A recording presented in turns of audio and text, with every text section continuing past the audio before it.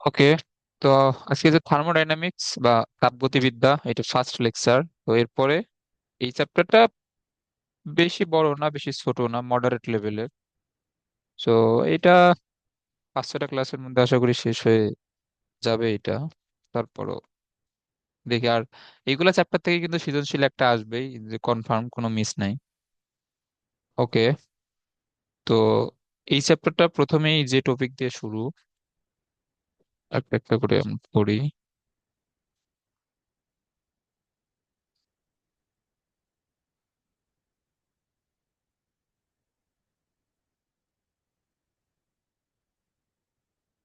ওকে, তো শুরুতে হচ্ছে তাপ বা হিট।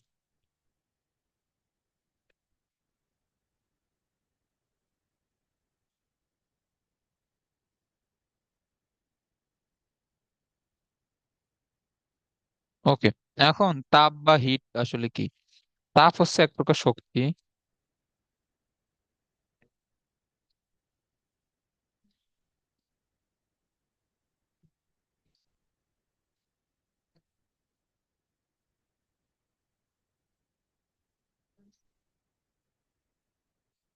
তাপ হচ্ছে এক প্রকার এই শক্তি, যা আমাদের বা এই যে কোনো একটা বস্তুকে গরম বা ঠান্ডার অনুভূতি প্রদান করে। তো এখন এই যে কোনো একটা বস্তু যদি তাপ গ্রহণ করে, তাহলে সে তার পূর্বের থেকে অবশ্যই একটু গরম অনুভব করবে, এবং কোনো একটা বস্তু যদি তাপ ছেড়ে দেয়, তাহলে সে তার পূর্বের অবস্থা থেকে ঠান্ডা অনুভব করবে না। আমরা তো এগুলো নর্মাল, এই যে লাইফ থেকেই তো এগুলো বোঝা যায়, হুম।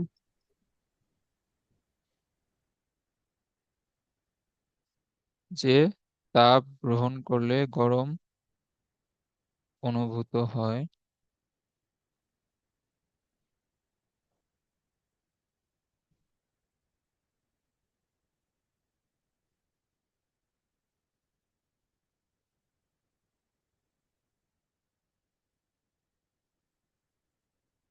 এবং তাপ বর্জন করলে ঠান্ডা অনুভূত হয়।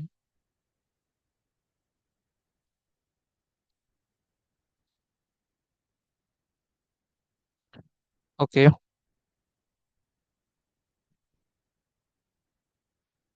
এখন এই যে তাপের একক কি, এটা জানো? তাপ বা এই যে তাপ শক্তির একক কি? জুল। হ্যাঁ, এটা হচ্ছে তাপের একক হচ্ছে জুল।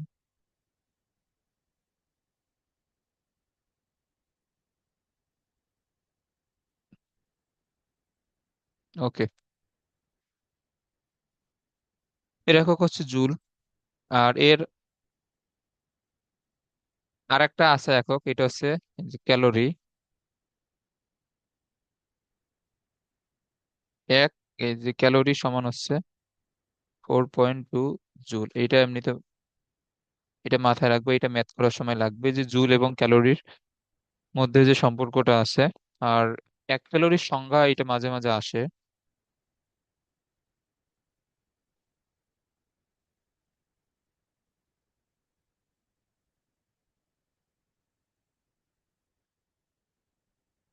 এটা হচ্ছে 1 গ্রাম বিশুদ্ধ পানির তাপমাত্রা।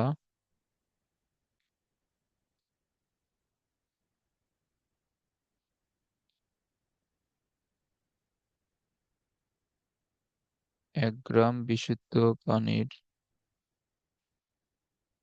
তাপমাত্রা 1 ডিগ্রি সেলসিয়াস বাড়াতে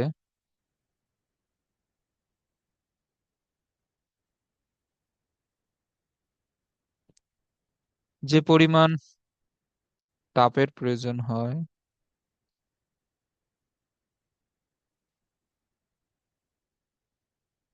তো এই যে কোনো একটা বস্তু টেম্পারেচার বৃদ্ধি করার জন্য, তো তাকে অবশ্যই হিট বা তাপ প্রদান করা লাগবে, তাহলেই তো তার টেম্পারেচার বৃদ্ধি পাবে। তো এক 1 গ্রাম বিশুদ্ধ পানির মানে বিশুদ্ধ পানি বলতে ওইখানে এই পুরোটুকুই H2O থাকবে, মানে শুধুমাত্র হাইড্রোজেন এবং অক্সিজেন। তো মানে বিশুদ্ধ পানি যদি না হয়, তাহলে ওইখানে তোমার হাইড্রোজেন এবং অক্সিজেনের পাশাপাশি অন্যান্য অনেক দ্রব্য মিশ্রিত থাকে। ওইগুলোকে অবশ্যই বিশুদ্ধ পানি বলা যাবে না। ওকে, যে পরিমাণ তাপের প্রয়োজন হয় তাকে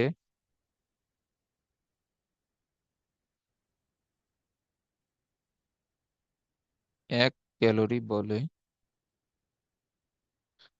আচ্ছা, তো এইখান থেকে উম, আর তেমন কিছু জানার নাই। আচ্ছা, এরপরে আমাদের যেটা সম্পর্কে জানতে হবে এটা হচ্ছে তাপমাত্রা, টেম্পারেচার।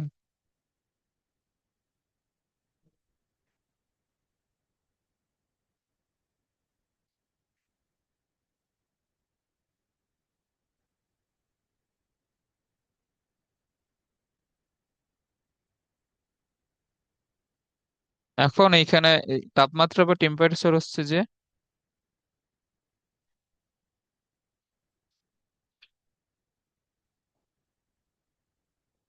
তাপ হচ্ছে এক প্রকার এই শক্তি, আর তাপমাত্রা হচ্ছে একটা পরিমাপ যেটা নির্ধারণ করে যে কোনো দুইটা বস্তুকে তুমি যদি তাপীয় সংস্পর্শে নিয়ে আসো তাহলে তাপের আদান প্রদানটা কোন দিকে হবে। মানে ধরো এইখানে একটা বস্তু আছে, এই বস্তু, আর একটা আছে বি বস্তু। তো এ এবং বি বস্তুকে তুমি যদি পরিবাহী তারের মাধ্যমে যদি সংযুক্ত করো,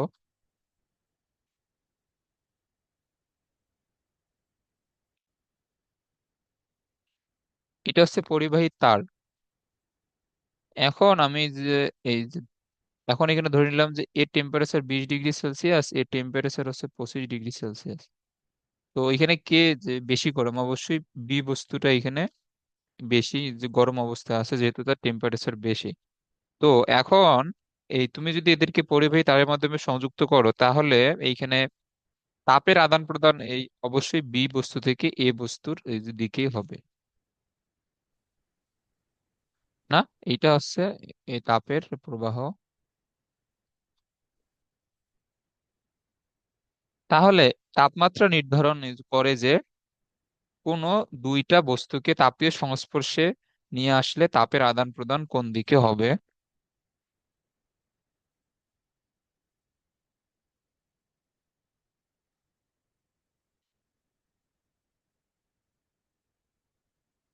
দুটি বস্তুকে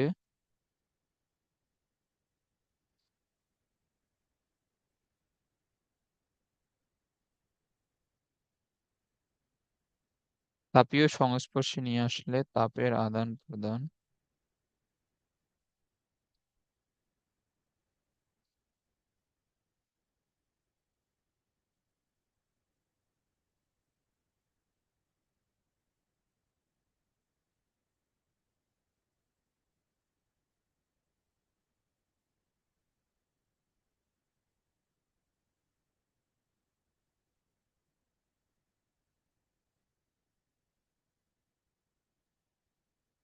ওকে, এটা নির্ধারণ করে হচ্ছে তাপমাত্রা অথবা বইয়ের সংজ্ঞা অনুযায়ী।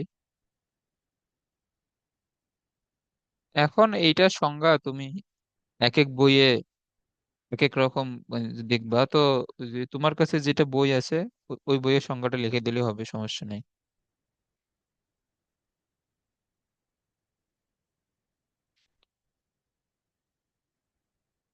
বস্তুর তাপীয় অবস্থাকে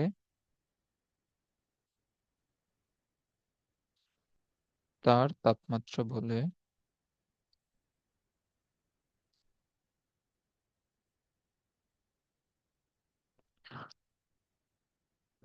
ওকে,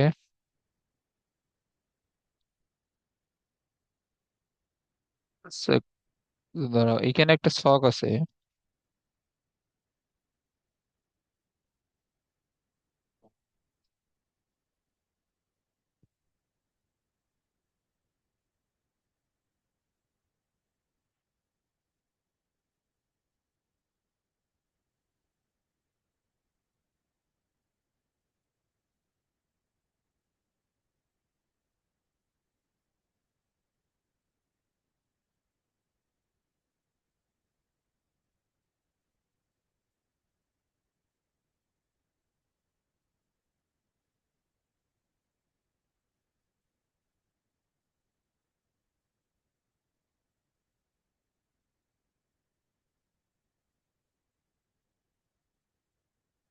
এই যে এটা, এই যে এই সবটা কিন্তু খ নম্বরের জন্য ইম্পর্টেন্ট। এটা হচ্ছে তাপ এবং তাপমাত্রার মধ্যে এই যে পার্থক্য, এটা এই খ নম্বরের জন্য পড়ে রাখবা।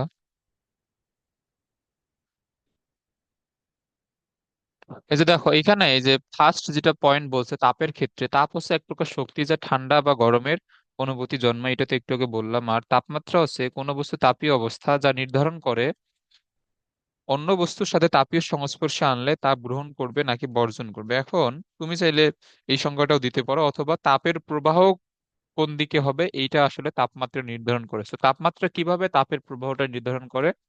তো যেই বস্তু তাপমাত্রা বেশি, ওই বস্তু থেকে কম তাপমাত্রার বস্তুর দিকে তাপের প্রবাহটা হবে। এবং এই তাপের প্রবাহটা এই যে কোন সময় পর্যন্ত চলতে থাকবে? এই যতক্ষণ না পর্যন্ত উভয় বস্তুর তাপমাত্রা সমান হয়। ওকে। আর এই জিনিসটা কিন্তু খুবই ইম্পর্টেন্ট, এই যে 2 নাম্বার এই যে প্রবাহটা, তাপের প্রবাহ তাপের পরিমাণের উপর নির্ভর এই যে করে না। এখন এটা খেয়াল করো, যেমন এইটা আমরা যখন স্থিতিতে বিভব যখন পড়ছিলাম, তখন আমরা এটা কিন্তু এই দেখছিলাম যে তোমার এই যে দুইটা চার্জিত এই যে বস্তুকে আমরা যখন এই পরিবাহী তারের মাধ্যমে সংযুক্ত করব, তখন তোমার চার্জের প্রবাহ কোন বস্তু থেকে এই যে কোন বস্তুর দিকে যে হইতো বলো তো? বেশি বিভব থেকে কম বিভবের দিকে। হ্যাঁ। এবং এইটা কিন্তু তোমার চার্জের পরিমাণের উপর কিন্তু নির্ভরশীল ছিল না। তো আমরা যদি এইটাও যদি এখানে যদি খেয়াল করি, এ- এখন এখানে খেয়াল করো যে এইখানে এই যে সেম জিনিস, এটা যদি দুইটা এই পানির পাত্র হয়,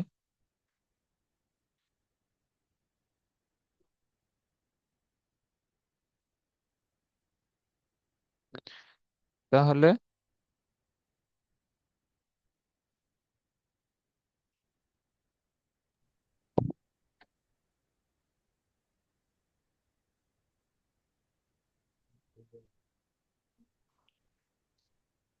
এইখানে পানির পরিমাণ বেশি, বাট তারপরও সংযোগ করলে এই যে এই তোমার পানিটা এই যে এই পাত্র থেকে এই পাত্রে আসবে না, কারণ ওই হুম পাত্রের উচ্চতা বেশি। তো এইখানে যেভাবে তোমার পানির প্রবাহটা পানির পরিমাণের উপরে নির্ভর করে না, এটা নির্ভর করে পানির উচ্চতার উপর, সেম ভাবে একটা ধরো বড় পাত্র আর একটা ছোট পাত্র, এই টেম্পারেচার 20 ডিগ্রি সেলসিয়াস, এইখানে তোমার তাপ আছে ধরো 50 জুল। আর এই টেম্পারেচার 15 ডিগ্রি সেলসিয়াস, এইখানে তাপ আছে 150 জুল। এখন মানে আমাদের যে আমাদের নর্মাল লাইফে আমরা কি দেখি যে একটা বড় বস্তুকে, অথবা ওই ধরো যে তোমার একটা পাত্রে অনেক বেশি পরিমাণে পানি আছে আর একটা পাত্রে কম পরিমাণে পানি আছে, তাহলে কোন পাত্রটা একই পরিমাণ হিট দিলে কোন পাত্রটা তাড়াতাড়ি গরম হবে? অবশ্যই যেখানে পানির পরিমাণ কম, বা ছোট পাত্রটা সমপরিমাণ তাপ প্রদান করলে ছোট পাত্রটা বড় পাত্রের আগে তোমার গরম হবে। এর কারণ হচ্ছে ছোট পাত্র, যেহেতু পাত্র ছোট, এর তাপ ধারণ ক্ষমতা কম। সো এর তাপ ধারণ ক্ষমতা যেহেতু কম, সো এই অল্প তাপ পেলেই এর তাপমাত্রাটা অনেক বেশি পরিমাণে বেড়ে যায়। আর বড় পাত্রের তোমার অনেক বেশি পরিমাণে তাপ দিলে ওর তাপমাত্রাটা অত বেশি পরিমাণে বাড়ে না, কারণ তার তাপ ধারণ ক্ষমতা অনেক বেশি। এটা বুঝছো? বুঝছি। ওকে। তাহলে এখন এই যে তোমার ছোট পাত্রের তাপের পরিমাণ কম, বা টেম্পারেচার অনেক তাড়াতাড়ি বেড়ে গেছে, বা এর টেম্পারেচার বেশি হবে। আর বড় পাত্রর এর তাপ বেশি হওয়া সত্ত্বেও এর টেম্পারেচার কম। এখন যদি আমি এটাকে তাপীয় সংযোগ দেই, এইখানে কিন্তু তাপের প্রবাহ 150 জুল থেকে 50 জুলের দিকে হবে না, এটা হবে বেশি তাপমাত্রা থেকে কম তাপমাত্রার এ, দিকে। তাহলে তাপের প্রবাহ কার উপর নির্ভর করে? তাপমাত্রার তাপমাত্রার উপর। উপর। এটা এটা কিন্তু এমসিকিউর জন্য খুবই ইম্পর্টেন্ট। আর তাপের একক তো জুল আমরা পড়লাম। আর আমরা তো 19-এ শিখছি যে তাপমাত্রা পরিমাপে 3টা স্কেল বিদ্যমান আছে, একটা হচ্ছে ফারেনহাইট, একটা সেলসিয়াস, একটা কেলভিন। তবে এর মধ্যে যেটা ইসাই একক, এইটা হচ্ছে কেলভিন। তো তাপমাত্রার ইসাই একক হচ্ছে কেলভিন। আমরা যখন তাপমাত্রার বিভিন্ন স্কেল গুলো সম্পর্কে পড়বো তখন এটা এখন এই লিখে দিব। দুটি বস্তু তাপমাত্রা এক হলেও এদের তাপের পরিমাণ ভিন্ন হতে পারে, দুটি বস্তু তাপের পরিমাণ এক হলেও তাপমাত্রা ভিন্ন হতে পারে, এটা বুঝবা এমনিতে। তো এই ছকটা কিন্তু খ নম্বরের জন্য অনেক ইম্পর্টেন্ট, এটা মুখস্থ করে রাখবো এটা। ওকে, এরপরে যেটা আছে এটা আছে তাপীয় সমতা। সো তাপীয় সমতা সম্পর্কে আমাদের অলরেডি পড়া শেষ। তাপীয় সমতা কি?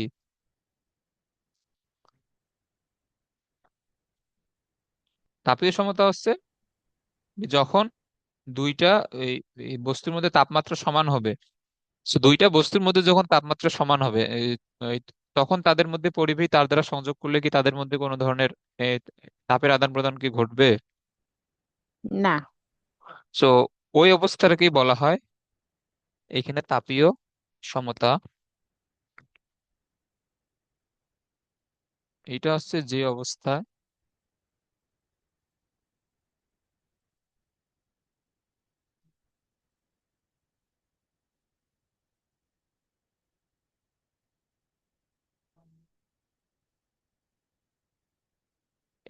এটা হচ্ছে যে অবস্থায় পরস্পরের সংস্পর্শে থাকা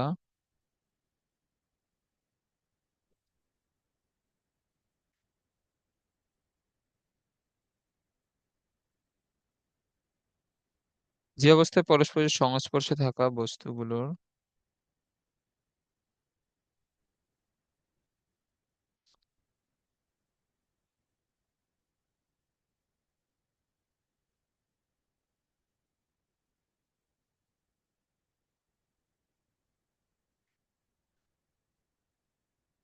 তাপের আদান প্রদান ঘটে না তাকে তাপীয় সমতা বলে। আচ্ছা, এখন এই তাপীয় সমতা কোন সময় অর্জিত হবে? তাপ সমান হলে নাকি তাপমাত্রা সমান হলে? তাপমাত্রা সমান হলে। হ্যাঁ, তো এটা কিন্তু খুবই ইম্পর্টেন্ট।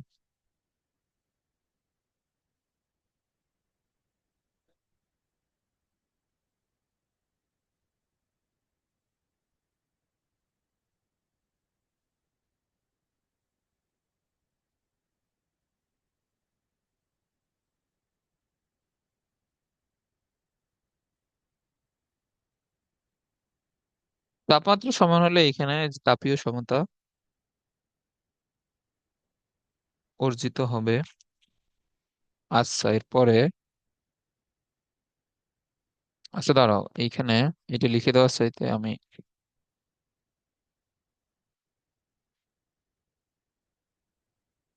কারণ লিখে দিলে এই বেশি সময় লাগে এগুলা।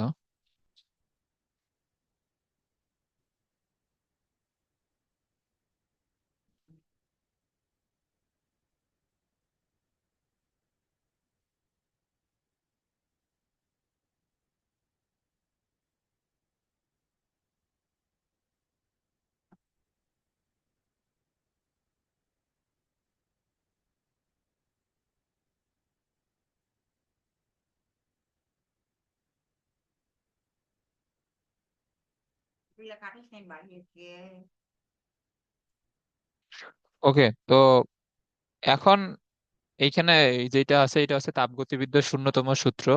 তাপগতিবিদ্যার শূন্যতম সূত্র মূলত তাপীয় সমতার উপর ভিত্তি করে এই সূত্রটা দেয়া হয়েছে।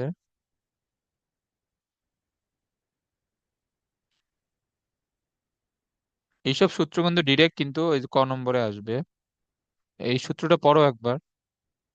এখানে বলছে যে দুটি বস্তু, এই যে তৃতীয় কোনো বস্তুর সাথে তাপীয় সমতায় থাকলে প্রথমোক্ত বস্তু দুটিও পরস্পরের সাথে তাপীয় সমতায় থাকবে। এখন এটা পরে শুরুতে একটু ইয়ে লাগবে, দেখো এখানে বলছে যে দুটি বস্তু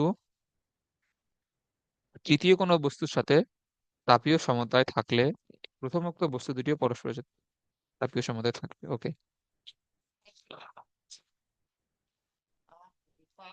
ওকে, তো এখন এইখানে খেয়াল করো,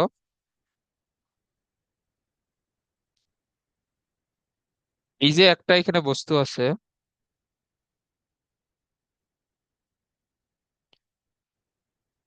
এরপরে আরেকটা এই বস্তু আছে এখানে, এটা হচ্ছে এ বস্তু, এটা সি বস্তু। এখন এ বস্তুটা বি নামক একটা বস্তুর সাথে তোমার তাপীয় এ সাম্যাবস্থায় আছে, আবার সি বস্তুটাও বি একটা বস্তুর সাথে তাপীয় সাম্যাবস্থায় আছে। তো এখন এ বি এরা যে তাপীয় সাম্যাবস্থায় মানে কি, এদের তাপমাত্রা সমান না? হ্যাঁ। এবং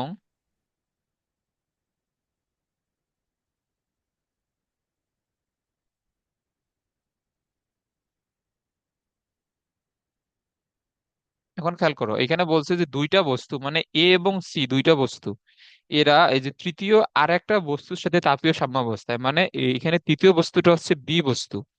আচ্ছা আমি এখানে লিখেই দেই, এইটা ধরো প্রথম,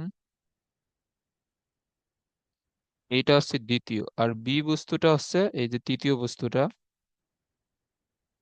তাহলে এ এবং সি এই দুইটা বস্তু তৃতীয় আর একটা বি বস্তুর সাথে তাপীয় সাম্যাবস্থায় আছে। এইটা মানে হচ্ছে যে টেম্পারেচার অফ এ মানে এ বস্তুর তাপমাত্রা আর বি বস্তুর তাপমাত্রা সেম, কারণ আমরা তো পড়লাম যে তাপমাত্রা সেম থাকলে এরা কেবলমাত্র তাপীয় সাম্যাবস্থায় আসতে পারে। এরপরে এখানে কি হবে, বি বস্তুর তাপমাত্রা এবং সি বস্তুর তাপমাত্রা সেম না? হ্যাঁ। এরপর এখানে এই যে বলছে যে তাহলে এই প্রথমোক্ত বস্তু দুটিও পরস্পরের তাপীয় সাম্যাবস্থায় থাকবে। এখন তুমি যদি এই যে প্রথমোক্ত যে দুইটা বস্তু আছে, মানে এ এবং সি,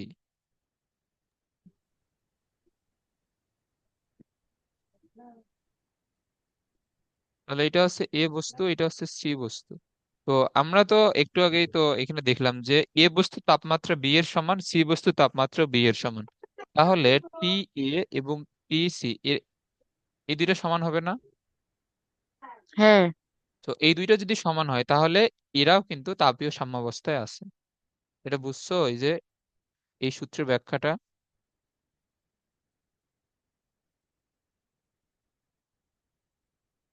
এটা বুঝছো? হ্যাঁ, বুঝছি। ওকে, সো এত ব্যাখ্যা ট্যাখ্যা যদিও তোমার পরীক্ষায় জানতে চাইবে না, তোমার হলে সূত্রটা এইটা এই যে ক নম্বরে আসবে এটা জাস্ট লিখলেই হবে, বাট এইটা বোঝানোর জন্য যা যা এই যে বলছি এখানে, এটা আশা করি বুঝছো।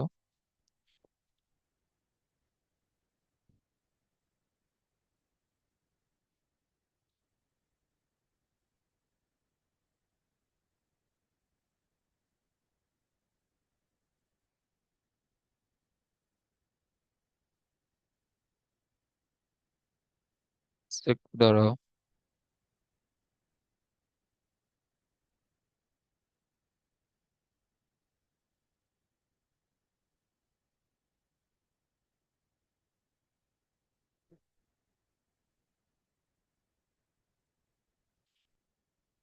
হ্যাঁ, এখন হচ্ছে যে তাপমাত্রার পরিমাপ, তো তাপমাত্রার পরিমাপের জন্য আমরা এই যে বিভিন্ন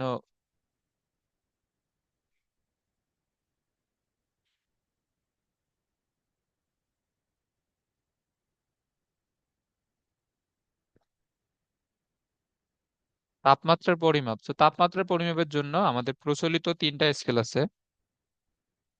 এখন তাপমাত্রা পরিমাপের জন্য যে এই যন্ত্র ব্যবহার করা হয়, এটার নাম কি?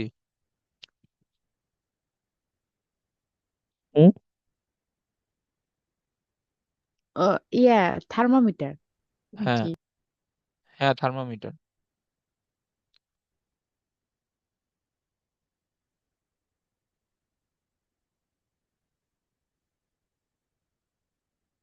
তাহলে তাপমাত্রা পরিমাপের জন্য ব্যবহৃত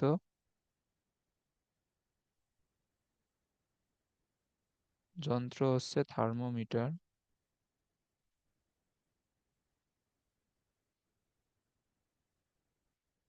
ওকে, সো এটা হচ্ছে থার্মোমিটার। ওকে, তো থার্মোমিটার এই যে যে তিনটা যে প্রচলিত স্কেল আছে, এই তিনটার জন্য ভিন্ন ভিন্ন থার্মোমিটার আছে। ওকে,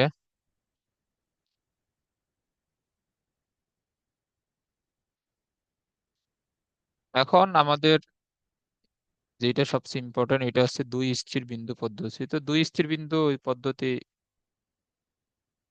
এটা হচ্ছে আমাদের যে ফারেনহাইট, সেলসিয়াস বা কেলভিন স্কেল আছে, এদের পরিমাপের যে পদ্ধতি, এটাকে বলা হয় দুই স্থির বিন্দু পদ্ধতি। দুই স্থির বিন্দু বলতে এখানে তোমার একটা হচ্ছে গলনাঙ্ক, একটা হচ্ছে স্ফুটনাঙ্ক। তো এখানে যে দুই স্থির বিন্দু, একটা হচ্ছে গলনাঙ্ক। গলনাঙ্ক কি বলতো?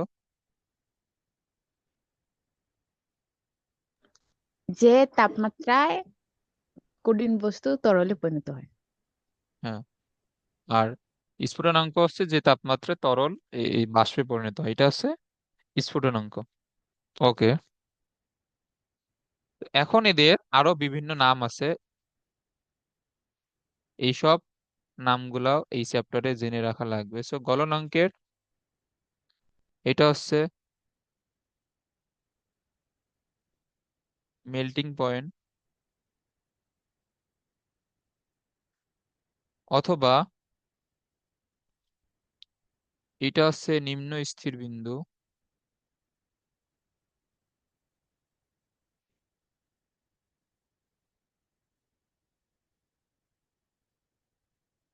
আর একটা নাম হচ্ছে নিম্ন স্থিরাঙ্ক।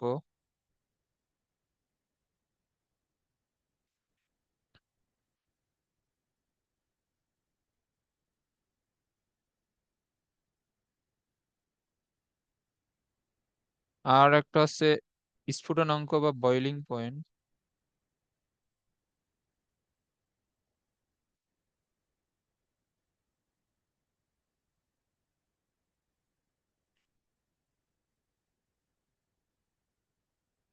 এটা হচ্ছে ঊর্ধ্ব স্থির বিন্দু। এটা হচ্ছে ঊর্ধ্ব স্থির বিন্দু বা ঊর্ধ্ব স্থিরাঙ্ক।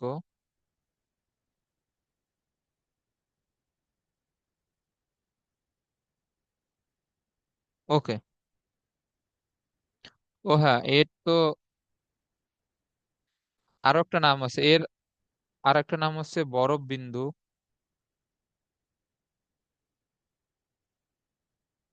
আর এর আর একটা নাম হচ্ছে বাষ্প বিন্দু।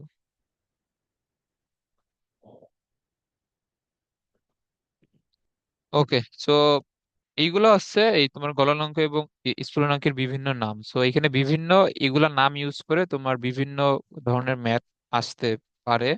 সো সবগুলো নাম এখানে জেনে রাখা লাগবে, এবং সবগুলো নাম দ্বারা এক সেম জিনিসই বুঝাবে।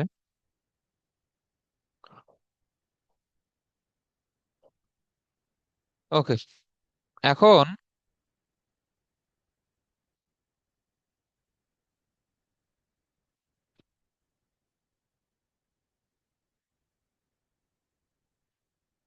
এখন এই যে খেয়াল করো, এখন এই যে আমাদের এই যেগুলো নর্মাল থার্মোমিটারে, মানে যেগুলো আছে ডাক্তারি থার্মোমিটার, ওইসব থার্মোমিটারে কি ব্যবহার করা হয় বলো তো? পারদ। হ্যাঁ, এই নর্মাল থার্মোমিটার গুলো কিন্তু পারদ ইউজ করা হয়। তো এখন এইখানে এই পারদের মূলত যেটা হাইট আর কি, এইটা মেজার করা হয়। তো এই পারদের হাইট বা পারদের যেটা উচ্চতা, এটা তোমার তাপমাত্রা বৃদ্ধি বা হ্রাসের সাথে সাথে কিন্তু পরিবর্তিত হয়। তো ওই হিসাবে তোমার স্কেলের এই যে গায়ে তো যে দাগ কাটা থাকে, তো পারদের উচ্চতাটা দেখে তখন ওই হিসাবে তাপমাত্রাটা পরিমাপ করা হয়। এখন এইখানে হচ্ছে যে তোমার এই যে আমাদের যেগুলা এই যে ডাক্তারি থার্মোমিটার,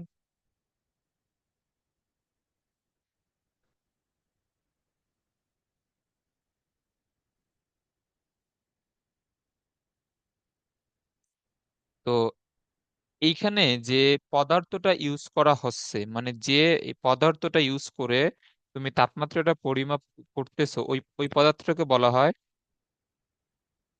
তাপ। এইটা মানে এক এক বই এক একটা লেখা, তাপমিতিক অথবা তাপমাত্রা মিতিক, ধরো এটা হচ্ছে তাপমাত্রিক অথবা তাপমিতিক বলতে পারো।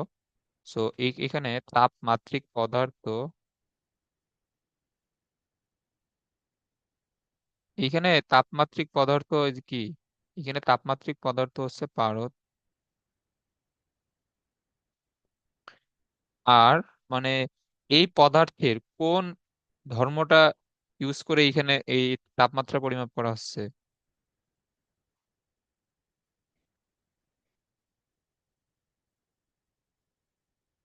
এইখানে হচ্ছে পারদের হাইট বা উচ্চতা। সো এটা হচ্ছে পারদের উচ্চতা। তো তাপমাত্রিক পদার্থ আর এই তাপমাত্রিক ধর্ম কি বুঝছো? মানে তোমার যে পদার্থটা ইউজ করা হচ্ছে ওইটা হচ্ছে তাপমাত্রিক পদার্থ, এবং ওই পদার্থের যে বৈশিষ্ট্য বা যে ধর্মটা ইউজ করে তাপমাত্রা মেজার করা হচ্ছে ওইটাকে বলা হয় তাপমাত্রিক ধর্ম। সো থার্মোমিটার বিভিন্ন ধরনের হইতে পারে, রোদ থার্মোমিটার হইতে পারে, পারদ থার্মোমিটার হইতে পারে, তারপরে আরো বিভিন্ন ধরনের থার্মোমিটার আছে। তো রোদ রোদ থার্মোমিটারে হচ্ছে যে তোমার যে এই বিভিন্ন পদার্থের রোদ ইউজ করে ওই ওই হিসেবে তাপমাত্রাটা পরিমাপ করা হয়। সো রোদ থার্মোমিটার বা অন্যান্য থার্মোমিটার গুলো আমাদের মানে সাধারণ এই যে রিয়েল লাইফে এগুলোর ইউজ অনেক কম আর কি। আচ্ছা, তো এখন দুই স্থির বিন্দু পদ্ধতি হচ্ছে যে থিটা, থিটা অফ আইস। এখন থিটা অফ আইস মানে হচ্ছে বরফ বিন্দু বা গলনাঙ্ক। আর একটা আছে থিটা অফ স্টিম। স্টিম মানে হচ্ছে বাষ্প। তো এইটা, এই থিটা অফ স্টিম মানে হচ্ছে বাষ্প বিন্দু, মানে স্ফুটনাঙ্ক।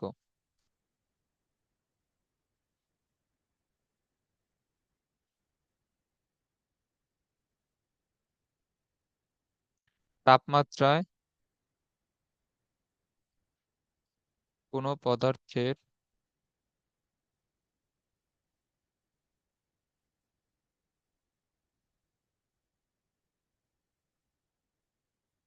তাপমাত্রিক ধর্ম এক্স, এক্স অফ আইস, আর একটা হচ্ছে এক্স অফ স্টিম। এটা দ্বারা বোঝায় যে এই এই ধরো যে তোমার এই থিটা ডিগ্রি সেলসিয়াস তাপমাত্রায় পারদের উচ্চতা হচ্ছে এক্স, এবং বরফ বিন্দুতে বা থিটা অফ আইসে হচ্ছে এক্স আইস, এবং থিটা স্টিমে হচ্ছে এক্স স্টিম। তো এই বিভিন্ন ধরনের এই যে তিনটা তাপমাত্রায় ওই পদার্থটা এই তিন ধরনের বৈশিষ্ট্য দেখায়, একটা হচ্ছে এক্স, এক্স আইস এবং এক্স স্টিম। যদি এরকম হয় তাহলে দুই স্থির বিন্দু পদ্ধতিতে যে সূত্রটা আসে এটা হচ্ছে theta minus theta of ice divide by theta of steam minus theta ice divide by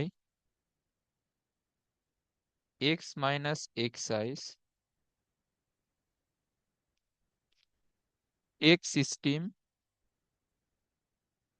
minus x ice. Okay, মানে তোমার এই যে এই যে ধরো যে এই পানির জন্য, তো পানির জন্য তুমি তো গলনাঙ্ক এবং স্ফুটনাঙ্ক তো জানো, একটা 0 ডিগ্রি সেলসিয়াস আর একটা হচ্ছে 100। স্ফুটনাঙ্ক কত পানির? 100 ডিগ্রি সেলসিয়াস। ওকে, তো এখন তোমার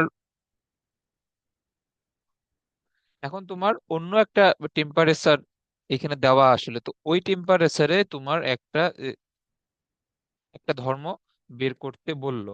সো এই তখন এই সূত্রটা হবে, মানে তোমার যে টেম্পারেচারটা বের করতে বলবে ওই টেম্পারেচার মাইনাস গলনাঙ্ক। এখন এখানে খেয়াল করো, স্ফুটনাঙ্ক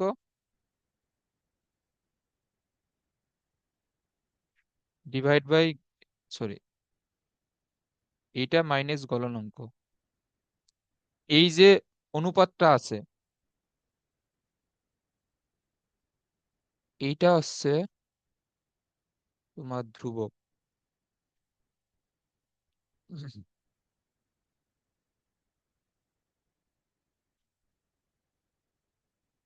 এই যে এই জিনিসটা মানে তোমার যে তাপমাত্রাটা বের করতে বলবে, ওই তাপমাত্রা মাইনাস গলনাঙ্ক ডিভাইড বাই স্ফুটনাঙ্ক মাইনাস গলনাঙ্ক, এই ভাগফলটা সকল স্কেলের জন্য যে ধ্রুবক, এইটা মাথায় রাখবা। এটা মাথায় রাখলে এই টপিকের সকল ম্যাথ এমনিতেই হয়ে যাবে। সকল স্কেলের জন্য কনস্ট্যান্ট। ওকে, এইটা হচ্ছে সকল স্কেলের জন্য কনস্ট্যান্ট। বুঝছো এটা? এটা বুঝার কিছু নাই, তুমি এটা মুখস্থ হ্যাঁ রাখবা। বুঝছি। ওকে।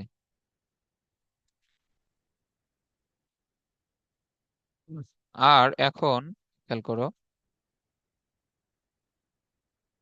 এইখানে যে থিটা মাইনাস থিটা অফ আইস, এটা হচ্ছে যে থিটা অফ স্টিম, আমি শুধু এস এস লিখলাম।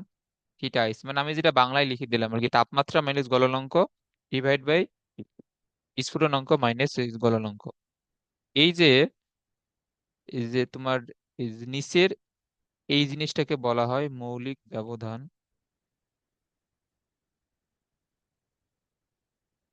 এটা হচ্ছে মৌলিক ব্যবধান। তাহলে মৌলিক এই ব্যবধান মানে কি? স্ফুটনাঙ্ক